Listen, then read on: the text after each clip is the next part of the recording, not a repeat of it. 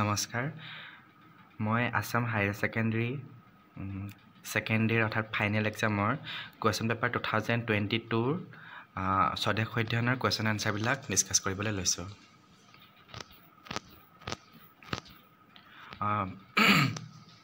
আমাৰ দুটা পাৰ্ট আছে এটা আছে জিওগ্ৰাফি ফাৰ্স্ট কোৱেশ্চনটো হৈছে Question number 1. Find out the correct answers from the following. নিম্নোক্ত প্ৰশ্নকেইটাৰ শুদ্ধ উত্তৰ বাছি উলিওৱা Number A. In Assam, under which sector of economic activities the highest number of people have been engaged? অসমৰ কোনটো অৰ্থনৈতিক বৃত্তিত সৰ্বাধিক ব্যক্তি জড়িত ইয়াৰ আনসাৰটো হৈছে অপচন 1 প্ৰাইমেৰী প্ৰাথমিক Question number B. In which year Sikkim was included as one of the states of northeastern region of India? কোন চনত সিকিমক ভাৰতবৰ্ষৰ উত্তৰ পূৰ্বাঞ্চলৰ এখন ৰাজ্য হিচাপে অন্তৰ্ভুক্ত কৰা হয় আৰু ইয়াৰ আনসাৰটো হৈছে option 4 2002 Question number C. How many sustainable development goals have been adopted by United Nations General Assembly in 2015? ৰাষ্ট্ৰসংঘৰ সাধাৰণ সভাই 2015 চনত কিমানটা বহনক্ষম উন্নয়ন লক্ষ্য গ্ৰহণ কৰিছিল আৰু ইয়াৰ আনসাৰটো হৈছে Option 3 17 Question number D. In which year the availability of petroleum crude in Assam first detected? অসমত কোন চনত খাৰুৱা তেলৰ সম্ভেদ পোন প্ৰথমে পোৱা গৈছিল আৰু ইয়াৰ আনসাৰটো হৈছে Option 2 1889 Question number E. In which type of map scale the units like centimeter, inch, feet, etc. are not mentioned? কোনবিধ মানচিত্ৰ মাপনিত সেন্টিমিটাৰ, ইঞ্চি, ফুট আদি এককৰ উল্লেখ নেথাকে আৰু ইয়াৰ আনসাৰটো হৈছে Option 3 নিৰূপক ভগ্নাংশ Representative fraction Question number F. Area wise, which one of the following national parks of Assam found smallest? এলেকা অনুসৰি অসমৰ কোনখন ৰাষ্ট্ৰীয় উদ্যান সকলোতকৈ সৰু আৰু ইয়াৰ আনসাৰটো হৈছে Option 2 Orang Question number 2. Write short answer of the following questions.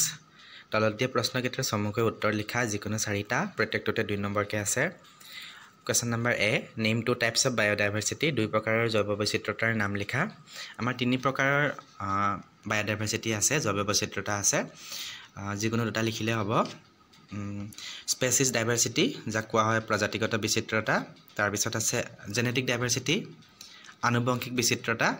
আৰু ecosystem diversity পৰিস্থিতিতান্ত্ৰিক বিচিত্ৰতা Question number B. Name 2 places of Assam where petroleum refineries are there. খনিজ তেলৰ শোধনাগাৰ থকা অসমৰ দুখন ঠাইৰ নাম লিখা বহুকেইখন আছে আমি লিখিব পাৰো যিকোনো দুখন লিখিব দিছে Digboi Noonmati Numaligarh Bongaigaon Question number C. Which 2 foreign countries share international boundary with Assam? কোন দুখন বিদেশী ৰাষ্ট্ৰৰ আন্তৰ্জাতিক পৰিসীমাই অসমৰ পৰিসীমা চুই আছে আৰু ইয়াৰ উত্তৰটো হৈছে ভূটান আৰু Bangladesh Question number D. Write the names of 2 wildlife sanctuaries of Karbi Anglong district আৰু ইয়াৰ আনসাৰ হৈছে নাম্বৰ অভয়াৰণ্য গৰমপানী অভয়াৰণ্য Question number E. প্ৰদূষণৰ দুটা মুখ্য বিভাগৰ নাম লিখা Name 2 major types of pollution আৰু ইয়াৰ আনসাৰ হৈছে এয়াৰ পলিউশ্যন বায়ু প্ৰদূষণ শব্দ প্ৰদূষণ নইজ পলিউশ্যন মাটি প্ৰদূষণ সয়েল পলিউশ্যন জল প্ৰদূষণ water pollution Next question number 3 এইখিনি লং কোৱেশ্চন হয় তলৰ প্ৰশ্নসমূহৰ উত্তৰ লিখা যিকোনো পাঁচটা আমাক পাঁচটা লিখিব দিছে 4 মাৰ্ককে আছে A দিছে distinguish between the biotic and abiotic resources জৈৱিক আৰু অজৈৱিক সম্পদৰ মাজত থকা পাৰ্থক্য বিচাৰ কৰা Question number B. Discuss briefly the demographic characteristics of Assam অসমৰ জনগাঁথনিৰ বৈশিষ্ট্য আলোচনা কৰা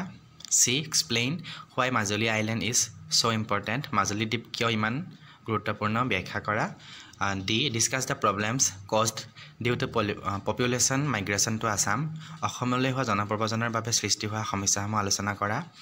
E. Give a short description of Brahmaputra river course after entering India ভাৰতবৰ্ষত প্ৰৱেশ কৰাৰ পৰা ব্ৰহ্মপুত্ৰ নদীৰ গতিপথৰ এটা চমু বৰ্ণনা দিয়া question number F discuss briefly on the biodiversity ইণ্ডিচেছ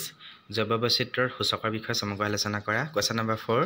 what do you understand by map projection mention the basic difference between the major types of map projections মানচিত্ৰ অভিক্ষেপ বুলিলে কি বুজা মানচিত্ৰ অভিক্ষেপৰ মুখ্য বিভাগকেইটাৰ মূল পাৰ্থক্যসমূহ উল্লেখ কৰা তাত অৰ এটা দিছে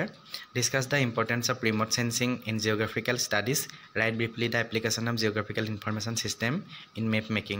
ভূগোল অধ্যয়নত দূৰ সংবেদনত গুৰুত্ব আলোচনা কৰা মানচিত্ৰ অংকনত ভৌগোলিক তথ্য ব্যৱস্থাৰ প্ৰয়োগ সম্পৰ্কে চমুকৈ লিখা নেক্সট পাৰ্টটো দিছে আমাৰ হিষ্ট্ৰী পাৰ্টৰ ফাৰ্ষ্ট কুৱেশ্যন নম্বৰ 1ত আছে find out the correct answers from the following শুদ্ধ উত্তৰ বাছি উলিয়াব দিছে number A in which year the sepoy mutiny in India outbreak against the Britishers ইংৰাজৰ বিৰুদ্ধে ভাৰতবৰ্ষত কোন চনত চিপাহী বিদ্ৰোহ সংঘটিত হৈছিল ইয়াৰ আনচাৰটো হৈছে option 4 1857 question number B who discovered tea plants in Assam অসমত কোনে চাহ গছ আৱিষ্কাৰ কৰিছিল ইয়াৰ আনচাৰটো হৈছে অপশ্যন 2 ৰবাৰ্ট ব্ৰুচ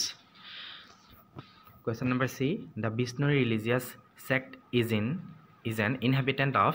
ধৰ্মীয় সম্প্ৰদায় বিষ্ণুসকলৰ আৱাসভূমি হ'ল অপশ্যন 3 ৱেষ্টাৰ্ণ থাৰ ডিজাৰ্ট থৰ মৰুভূমিৰ পশ্চিম ভাগ question number D in which state of India the Chipko movement was started ভাৰতবৰ্ষৰ কোনখন ৰাজ্যত চিপকো আন্দোলন আৰম্ভ হৈছিল আৰু ইয়াৰ আনচাৰটো হৈছে option 2 Uttarakhand question number E in which year the peasants of Phulaguri in Nagaon revolted against British tax policy কোন চনত নগাঁৱৰ ফুলগুৰিত কৃষকসকলে ব্ৰিটিছৰ খাজানা নীতিৰ বিৰুদ্ধে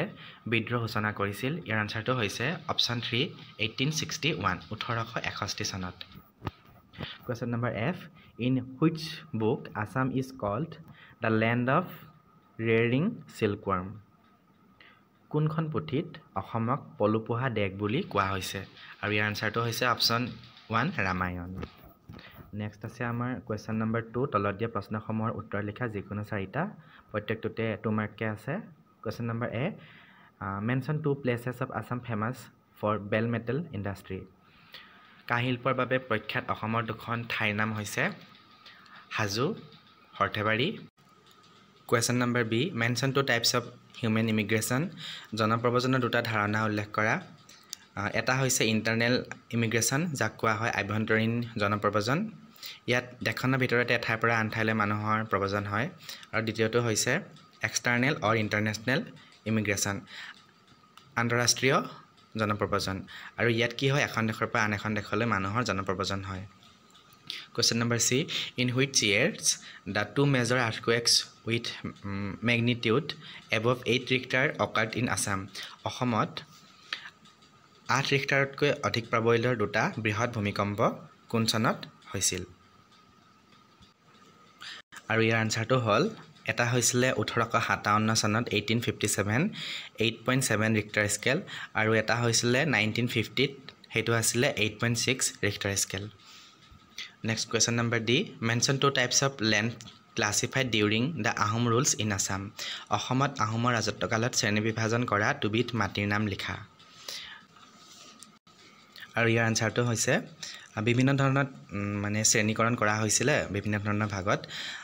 এটা আছিলে বাৰী মাটি য'ত বসতিৰ বাবে গৃহ বস্তি আৰু পুখুৰী আদি থাকে দ্বিতীয়টো আছিলে ৰোপিত মাটি ধান খেতিৰ বাবে ৰখা মাটি তৃতীয়টো ফৰিঙতি মাটি শুকান ধান খেতিৰ উপযোগী আৰু 4 নম্বৰটো কঠীয়া পৰাৰ বাবে নিৰ্দিষ্টকৈ ৰখা মাটি Kathiatoli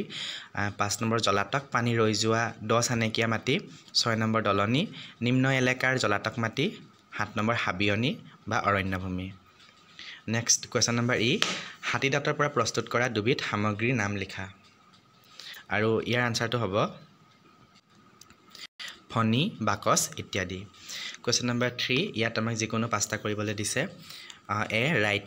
briefly on the background of the treaty of Yandabo সন্ধিৰ পটভূমি B mention the important steps taken by Assam association Assam এছ'চিয়েশ্যনৰ গুৰুত্বপূৰ্ণ পদক্ষেপসমূহ C write briefly on the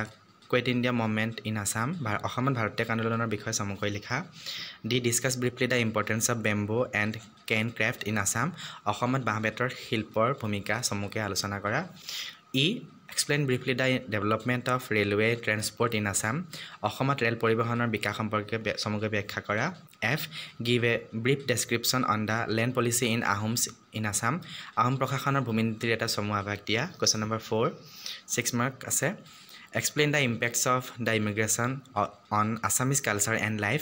অসমৰ জনজীৱন আৰু সাংস্কৃতিক অনুপ্ৰৱেশকাৰীৰ প্ৰভাৱ ব্যাখ্যা কৰা or briefly explain the causes of environmental degradation in Assam mention the major movements to protect environment occurred in India